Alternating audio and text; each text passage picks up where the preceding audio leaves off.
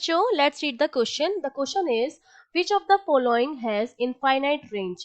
कौन से आपको क्वेश्चन में तीन फोर्सेस दिए जा रहे हैं और आपको बताना है कि तीनों फोर्सेस में से किस फोर्स की जो रेंज होती है वो इनफाइनाइट होती है. तो हमारे की कॉन्सेप्ट में हमें क्या पता होना चाहिए, हमें हमारे फोर्सेस की रेंज पता होनी चाहिए कि कौन सा फोर्स किसके बीच में लगता है. ठीक है, एक तो वो पता होना चाहिए और उसकी रेंज कहाँ तक होती है ये हमें पता होना चाहिए.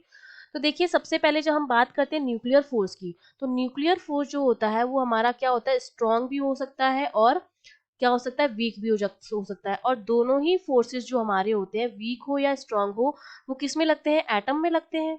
तो उनकी जो रेंज होती है वो केवल एटम तक ही सीमित होती है. तो इनकी मतलब रेंज जो होती है वो क्या होती है, उसमें एक लिमिटेशन होती है. और वो लिमिटेशन क्या है कि वो केवल और केवल एटम के रेडियस तक ही जो होगी वो वहां तक ही एप्लीकेबल, क्योंकि यहाँ पर होता है न्यूक्लियस जिसमें होते हैं न्यूट्रॉन और प्रोटॉन.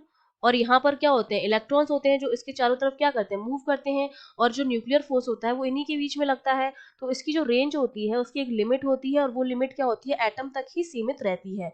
लेकिन जब हम बात करते हैं ग्रेविटेशनल फोर्स की या इलेक्ट्रोमैग्नेटिक फोर्स की, तो इन फोर्सेस, ग्रेविटेशनल फोर्स जो होता है वो हमारा क्या लगता है, किसी भी ऑब्जेक्ट के बीच में लगता है जिसका कुछ ना कुछ मास हो. सपोज m1 है और m2 है. अब इनके बीच में चाहे कितना भी डिस्टेंस हो, ये इनफाइनाइट रेंज तक क्या करते हैं, इन्फ्लुएंस करते हैं. ठीक है, ये इन्फ्लुएंस करते हैं, influence up to infinite range.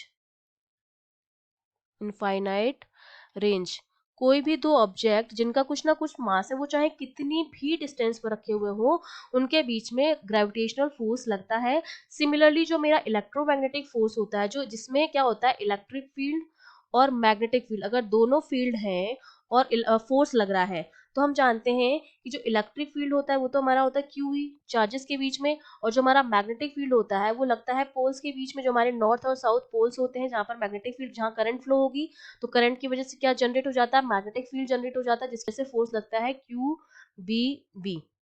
ठीक है, तो ये वाले जो फोर्स होते हैं उनकी रेंज भी क्या होती है, इनफाइनाइट होती है. कोई भी दो चार्जेस जो एक दूसरे से कितनी भी डिस्टेंस पर हैं, उनके बीच में क्या लगेगा, वो इनफाइनाइट डिस्टेंस तक भी है तो भी उनके बीच में ये इनका फोर्स लगेगा. तो मेरा जो ए और बी है दोनों इनफाइनाइट रेंज के फोर्स हैं. जो न्यूक्लियर फोर्स है उसकी लिमिटेशन होती है, केवल एटम तक ही लगता है. तो डी ऑप्शन हमारा करेक्ट हो जाएगा कि ए और बी फोर्सेज जो है, ग्रेविटेशन और इलेक्ट्रोमैग्नेटिक फोर्स, उनकी रेंज इनफाइनाइट होती है.